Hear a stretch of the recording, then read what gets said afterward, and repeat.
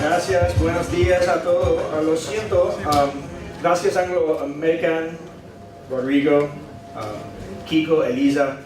I'm one of the few people named Luis Benítez that doesn't speak Spanish. So I apologize for that in advance. So hopefully if you didn't receive the translators, and I will try to do the best I can and go slow. So really, I've said for many years that the relationship between Chile and Colorado is very symbiotic, with the resources around the city, how the state focuses on outdoor recreation. 5 years ago, different states within the United States started looking at this as an experiment. But I want to help you understand that these things, these questions that we're asking ourselves right now are not specific to Chile or the United States. They're global. And the reason why I know Rodrigo and his family so well, I've spent many, many years with the Hardam family in the Himalayas, guiding in parallel on this mountain, Mount Everest. And the reason why I share this with you is because the questions that you ask yourself today in this room and that we ask ourselves in the United States are global. The Sherpa community in Nepal says the same thing about Everest. How will we protect this resource? How will we utilize this resource to grow our economy, drive tourism, and deepen the educational opportunities for our children? So recognize that the questions that you're trying to answer today and the systems that you're trying to promote, this isn't new. But I think the new opportunity is what I'd like to talk to you about today. In looking at the outdoors, the resources, and the economy that those resources provide in a little bit of a different way. You know, having spent so much time in the Himalayas with friends, guiding big mountains and working within the guiding industry, you know, for my own personal journey, understanding that you can't just build an economy on the back of some of these resources and not understand the correct protection and promotion of those resources to help a community grow. The statistics that we just heard earlier are pretty worldwide. If you don't pay attention to access to green spaces, to parks, you watch rates of obesity climb. You watch rates of children that don't want to exercise climb.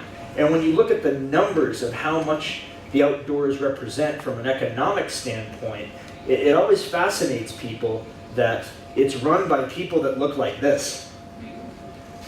Imagine an economy that's run by people that live in tents and go on expeditions and live out of the back of their trucks and go skiing and rafting and do all of these different activities.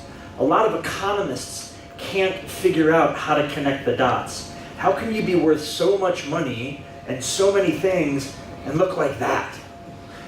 And I think the important thing to recognize in this process is the outdoors is as much about history, culture, and community as it is about business. And for me, the story is really no different. I got my start in Colorado working for an organization called Outward Bound. So if most of you know Rodrigo's organization, Vertical, and the Instituto, it's very, very similar. Executive level leadership development, helping people grow as leaders in the outdoors, working also with college-age youth. But even before that, my father is from Ecuador, that's where the name came from, and my mother's American. So my American grandfather owned a sporting goods store in the Midwest in the United States. So much sooner than I became a mountaineer, I grew up bird hunting and fly fishing. So well before I could hold the gun to shoot the duck, I really started to understand what it meant to protect wildlife, to protect water, to protect the family farm where we would go hunting. And it seems that I was more interested in jumping off of picnic benches than going fly fishing with my grandfather at the time. But I recognized that the industry wasn't just a fun thing for a community to have. For me, my grandfather's store put food on our table. But the unique cultural component for his store was that this is where people would convene to talk about policy, politics, advocacy, all centered around loving one simple thing: spending time in the outdoors. So at a very, very early age, I began to understand this intersection between economic development and conservation and stewardship. So in Colorado, like I've said, we have very many similarities to Chile. We have high mountains, over 4,000 meters, immense rivers, glaciers, tons of forested terrain. We have the energy industry, mining development, both in oil and gas as well as minerals and resources. And trying to find the intersections between those economies is definitely a journey that we are also on, much like Chile. But when our office was started 5 years ago, the mission was pretty simple. We want to champion industry, communities, and people to come to life through Colorado's great outdoors. Now, given everything we've heard this morning, you could easily scratch out Colorado and put Chile, no? So, easy mission. But the conversations this morning, how do you actually defend that mission? And that's the journey we've been on in the United States for the past 5 years. So the first place we really wanted to explore was economic development. If this industry was worth so much to an economy for the state or for the US, we first had to explore just how much we were worth. And in Colorado, this is how the numbers stack up. $37 billion in consumer spending, over 500,000 jobs in Colorado, over $21 billion in wages and salaries, and $9 billion in state, local, and federal tax revenue. Now, you may think that that is a significant part of our state's economy, and it is. It's over 11% of Colorado's economy. But this is the more important component that I'd like to show you. This is how much we're worth in the United States. $887 billion in consumer spending, 7 million American jobs. Now, if you're wondering how much $887 billion is in the context of other economies, that's larger than the auto industry, the automotive industry, and the pharmaceutical industry in the United States combined. Yes. Now think about that for a minute. Think about that in the context of public spending, government spending on our parks. Is it important? Resource protection and allocation. And lastly, and most importantly, how do you provide a political voice for this size of the economy? Because again, getting back to my earlier point, people don't really quite understand that all the people that go outside and enjoy sports and have fun are actually worth a little bit of money. And, even more interestingly, when it comes to product development, we don't have massive research and development centers that are best in class all over the world. Most of our innovation when it comes to products are from people like this. They're in their garage coming up with that next great ski, snowboard, bicycle, backpack. And that innovation adds up to that economy that I just showed you. Now sometimes the ideas are a little too much. Sometimes they're a little too far. But I think that's what people connected to the outdoors pride themselves on.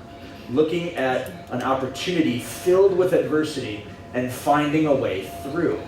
Being willing to say, this might seem strange or different, but we do strange or different very, very well.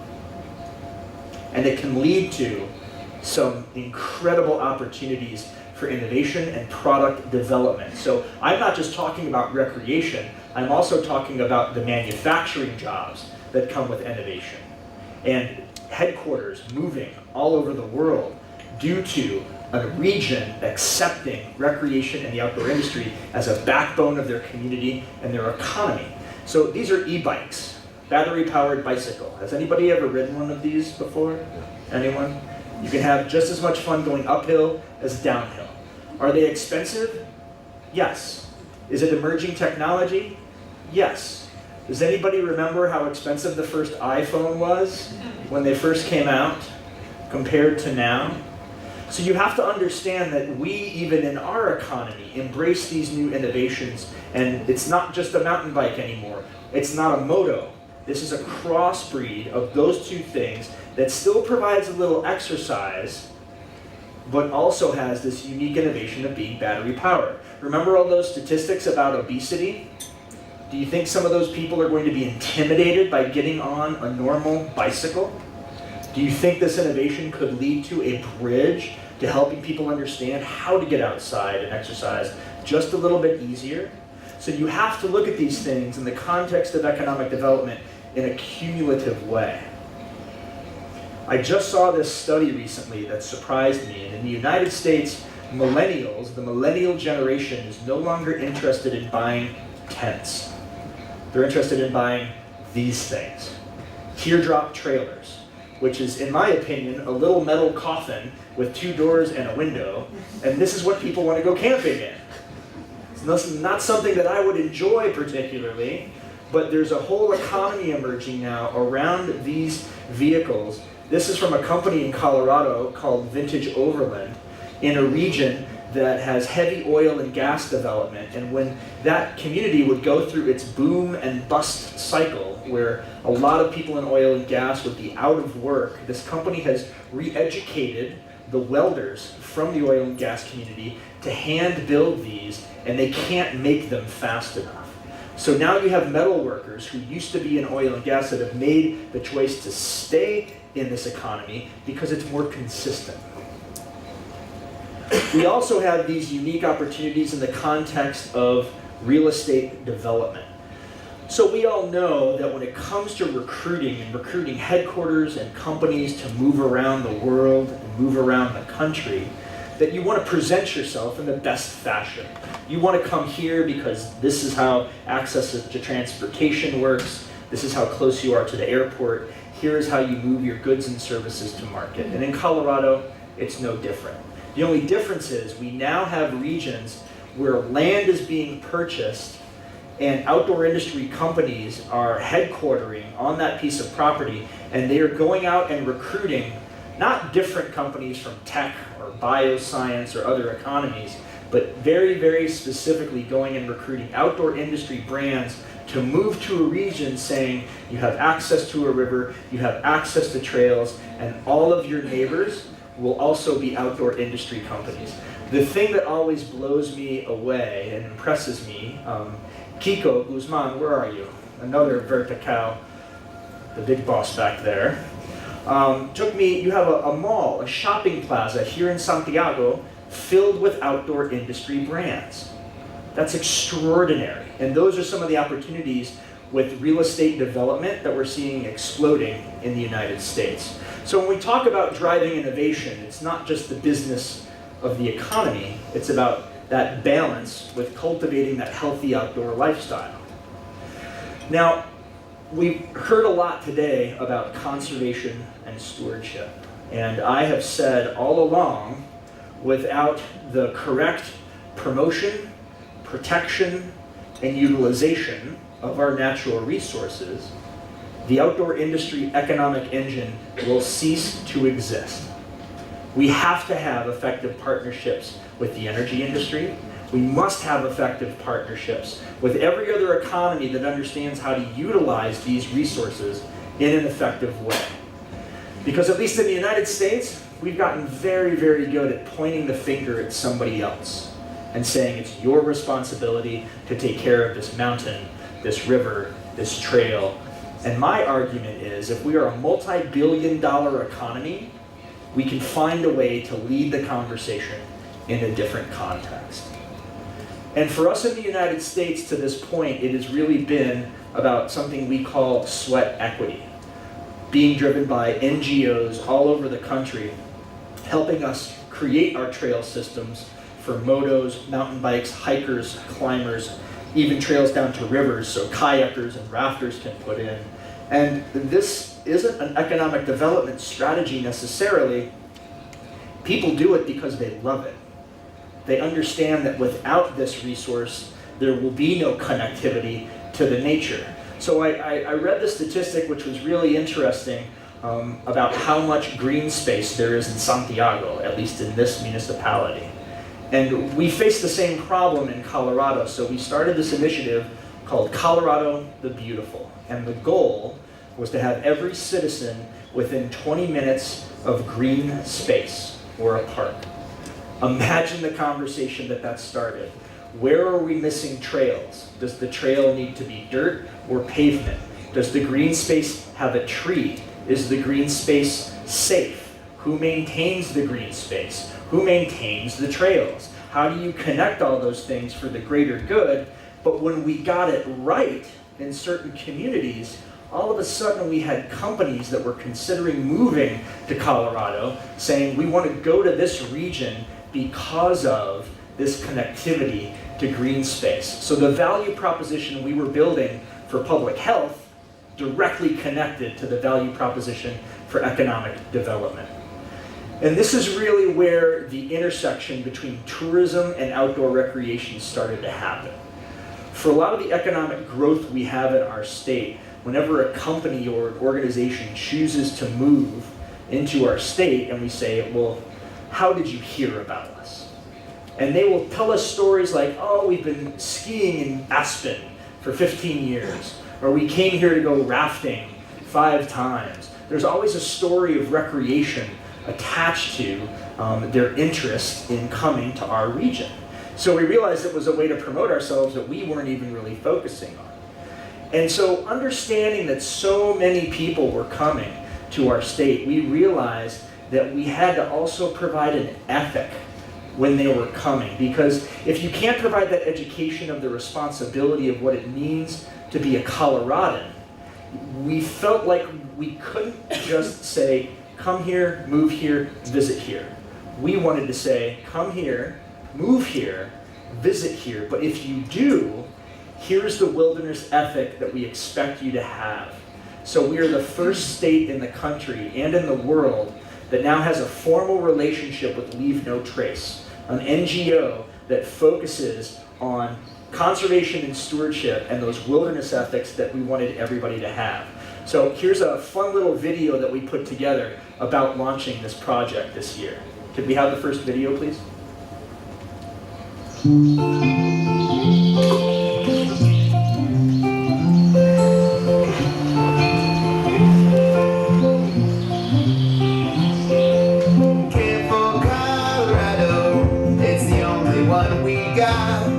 Respect the place, leave no trace, you'll really help a lot.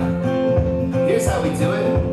One, know before you go, and go where fewer people go, and keep yourself hydrated. Disposables are overrated. Two, stay to the trails, the Rocky Mountains don't have rails, so that may seem fun, but it causes lots of erosion. Leave it as you found it, the flowers and the trees. We don't need to know who you dated in 1983. Careful Colorado, it's the only one we got. Respect the place, leave no trace, you'll really help a lot. Trash the trash. Do we really need to write a clever lyric about putting your trash in the trash can? And keep in mind you'd hate to find the domestic critters leave behind. Be careful with fire, make sure the round it won't grow higher. Even a little cigarette haze could cause a major forest blaze. Keep wild and wild, they may be cuddly cute, but don't give them food, I'm telling you do. Best not get them riled. Share trails and parks in every kind of weather. Be respectful of each other's space. We're all in this together. Careful Colorado, it's the only one we got. Respect the place, leave no trace, and thank you. You really help a lot.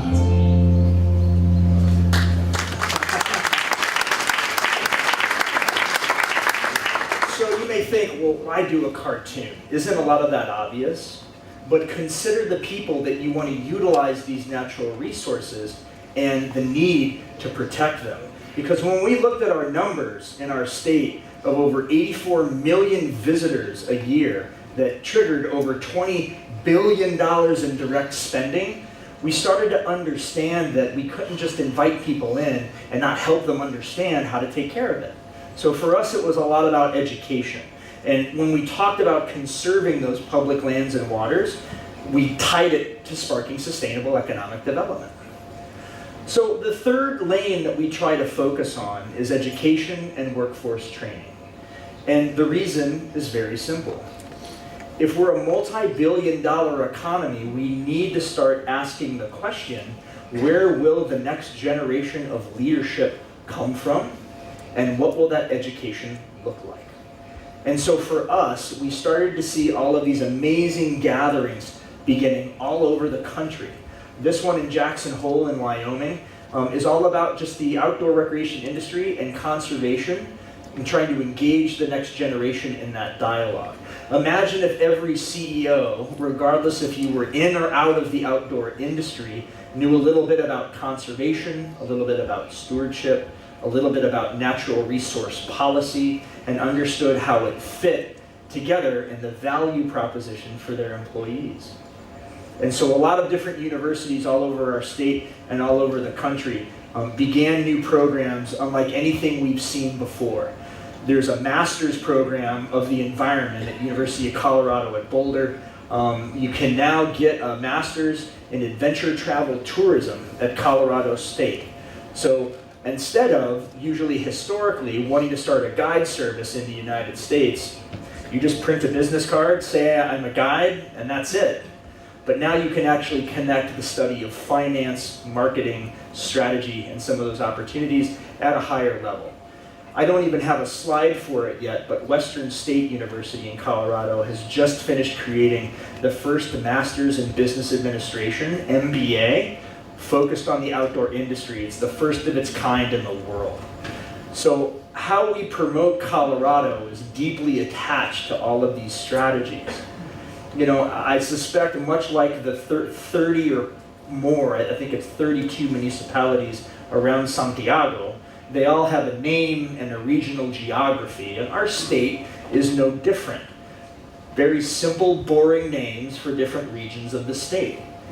But the shift that we did mentally in understanding how to connect this outdoor industry effort with some of our regions is we rebranded everything. And we started looking at these regions not with a simple geographic name, but also with a name that highlighted what that region was known for. So we have one region that's really well known for their canyons, another that's known for their mountains, another one that's known for their rivers, and another one that's known for their pampas, or high grasslands. And so looking through those lenses and encouraging those regions to focus on this has really shifted their regional value proposition of how they're interacting both with economic development and with government.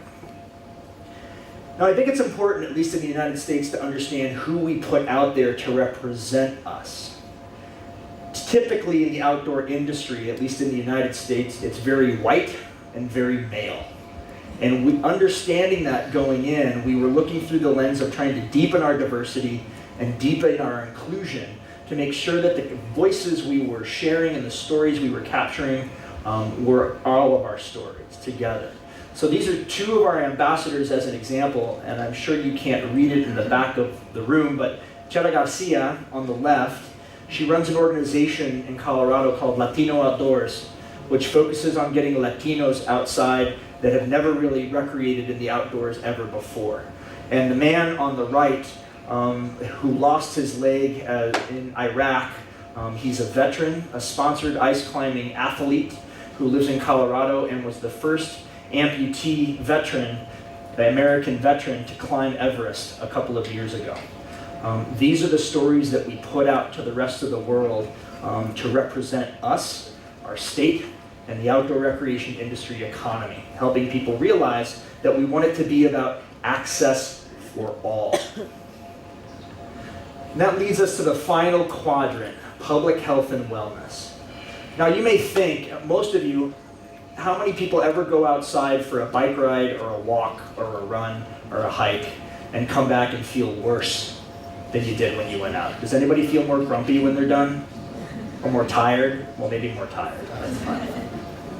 We know that spending time outside is good for you, but again, getting back to that economic development question, how do you connect the healthcare conversation with the outdoor industry? And this was the last place that we really wanted to focus on, because the way we recreate is also changing.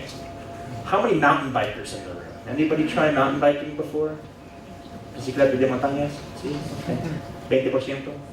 Did everybody learn how to mountain bike that way? One. Bravo. Oh, it's scary. That's awful. Well, okay, you like it. I learned how to mountain bike like this. Gentle, quiet, but yet consider also, in the United States, there's a whole generation of rock climbers that have never touched real rock. They only climb in indoor rock climbing gyms. Huge economy. What does that ethic look like? So we all show up, I think, with baggage about how people should recreate, where they should go, how they should do it. Because when I was little, I did it this way. We have to think of this in an innovative way, the same way the industry doesn't stop progressing. So I'll give you a good example. These little kids in the upper right-hand corner, I had a chance to visit this group this summer, and they were getting ready for their first paddling lesson. Now, how many people here learned how to paddle on the water for their first time in a raft or a canoe? Anybody a canoe? Canoa? No? Okay. That's the way I learned as well. So I saw these kids and I said, oh, they're getting ready to learn how to get on the water for the first time. This is fantastic. I walked up to them and I said, the little boy with the yellow hat turned around backwards, I said, where are your canoes? And he looked at me and he scrunched up his face and he said, canoes like the Native American Indians used? Those canoes? I said, no, a canoe, a normal canoe, plastic canoe, aluminum canoe. And then this little girl on the other side said, yes, yes, they would chop down a tree and hollow out the tree, and that's a canoe. That's what they would use. Is that what you're talking about? I'm like, no, a regular canoe. And finally, the little boy said, my mom and dad stand up paddleboard, and I am here to learn how to SUP. In the United States, S-U-P, stand up paddle. I was shocked. Now, if I would have told you even 6 years ago that in the United States with $500, $400, you could go to any sporting goods store and buy an inflatable surfboard and go down any river or any lake you would want to, you probably would have thought I was crazy.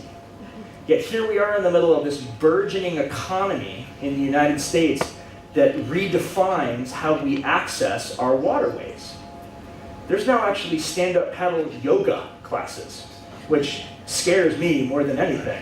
You stand on the board, then you fall off the board. But it's not just the experts that are showing up to do this either. It's mom, dad, grandma, grandpa, aunts, uncles, cousins. Everybody wants to do this new form of recreation. So the way you look at your waterways and your access to rivers and what that looks like for your economy as well, with these emerging technologies, you have to discover this intersection in relation to public health. Maybe someone was scared of a canoe, or scared of a kayak, or scared of a raft, but they're willing to get out on these things in a flat lake and actually try something different. So, in celebration of our public lands and how they're utilized and what we do, I just wanted to show this next video to you, and we'll talk about it after it's done. Colorful Colorado. Tens of millions of acres of public lands, including peaks, plains, forests, prairies, and deserts. A state like no other, a place we're lucky to call home. Colorado's vast stretches of public lands are integral to our way of life. They are the places we recreate with our families and friends. They give us solace and comfort in the face of a changing world. They provide us with clean air, clean water, and nourishment for our bodies and our souls. They benefit our economies and provide livelihoods for many in rural Colorado. And they are a legacy for us to pass down to future generations. Colorado Public Lands Day was created to celebrate and acknowledge the outdoor places that make our state so incredible. Every year, the third Saturday in May is Colorado Public Lands Day. So take this day to get outside and enjoy Colorado. And remember to get involved and give back to your amazing public lands.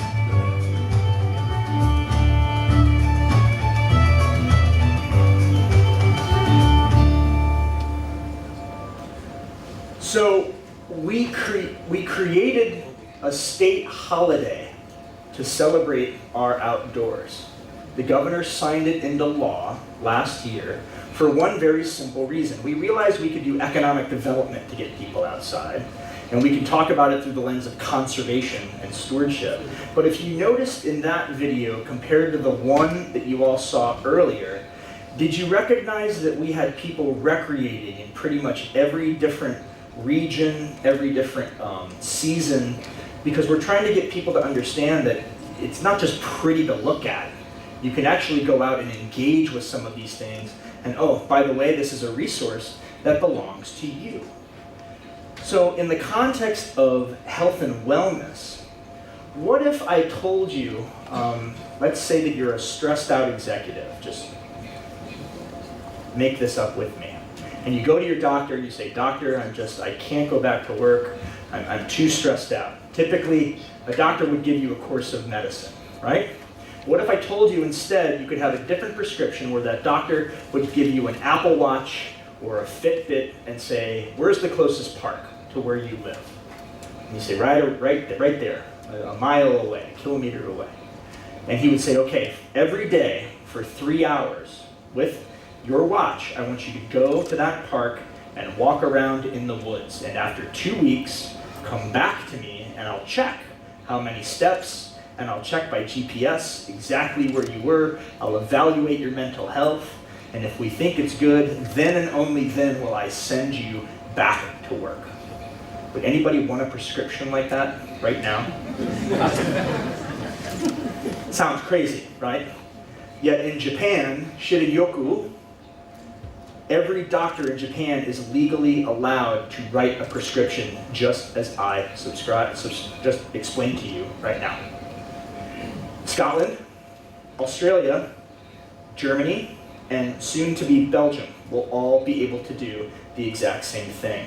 Now these countries are being looked at in the context of health and wellness, that it's not just about green spaces to recreate, it's also a component of the healthcare system. So strategically to think about this, of how you could capture a portion of that global conversation, is something that we in Colorado are incredibly interested in. Because the reality is, it's not just about us. It is, and we hear this all the time, about the generation that comes after us. How will we provide these things to who comes next? So when you talk about investing resources in public health, that is about deepening those opportunities for connecting some of these things together. Now, you may think this is great for Colorado, and here in Chile, it seems like you're making extraordinary efforts to answer some of these questions. But just how much can you do here? I mean, yes, it's a big economy, but what can you do? I started asking myself the same question 3 years ago, and started talking to other states and other governors' offices, to the point now where this map is actually old. It doesn't even have as many offices as we have now. We have 11 offices across the country, and 3 more states that are going to sign on to create the office in the next 9 months. So then your follow-up may be, well, okay, that's good, but California's California, Colorado's Colorado. They're going to worry about their own backyard and their own resources. Where's the connection? And what we finally landed on doing 9 months ago was creating something called the Confluence Accords. So if you think of the Paris Accords for climate, the Confluence Accords are a collection of shared best practice principles for economic development, conservation and stewardship, education and workforce training, and public health and wellness.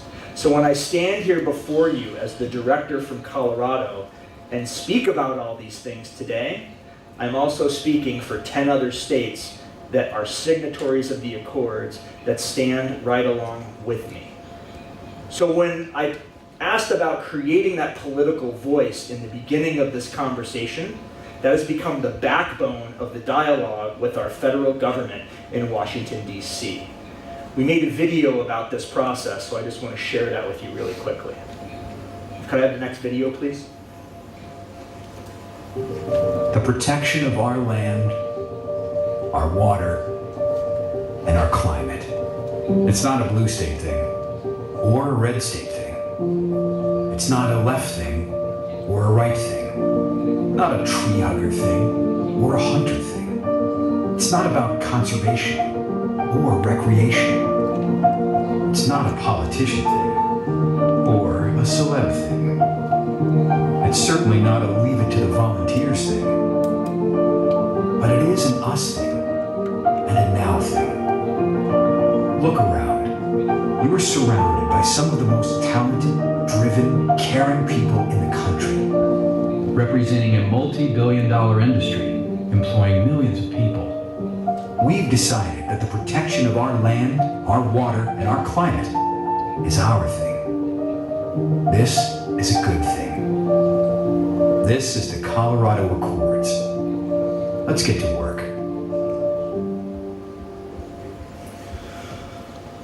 So I will say, if Chile would be interested in signing on to the Accords as the first international country, we'd love to have you. So as we wrap this up, it seems like a lot. It seems like a lot to ponder and a lot to consider. But I share this picture of a good friend of mine from a camping trip a few years ago. We have to challenge our perception of what's possible and how we define, how we approach some of these problems. We had forgotten all of our stoves. There were 9 of us. For some reason, all the cooking pots were left behind. And I was sitting there in camp going, my God, how are we going to cook dinner? Nobody's going to be able to eat tonight. We're all in trouble. We got to drive back to the city. This is going to be awful. And a good friend of mine calmly walked to his truck, got out a normal rake, wiped it off clean, stuck a hot dog on the end of every one, and put it over the fire. Genius. We have to look at the problems that we've consistently said can't be done, too difficult, I'm not sure where to start, and apply some of that creativity, I would argue, the outdoors inspire. And if you really look at how to connect those dots effectively, you can land on this strategic plan not only for this region, but I would argue for the entire country.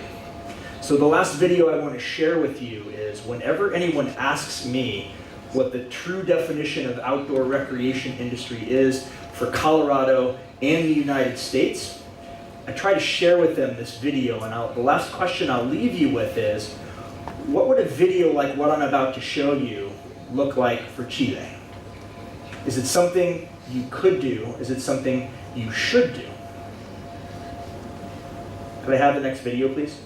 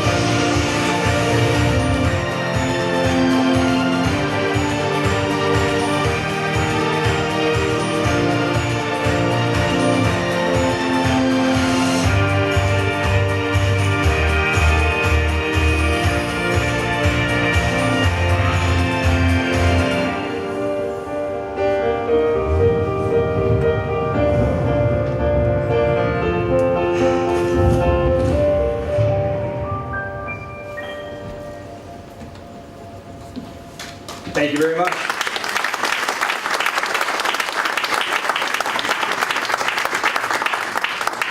Stay here. Rodrigo saying, stay here.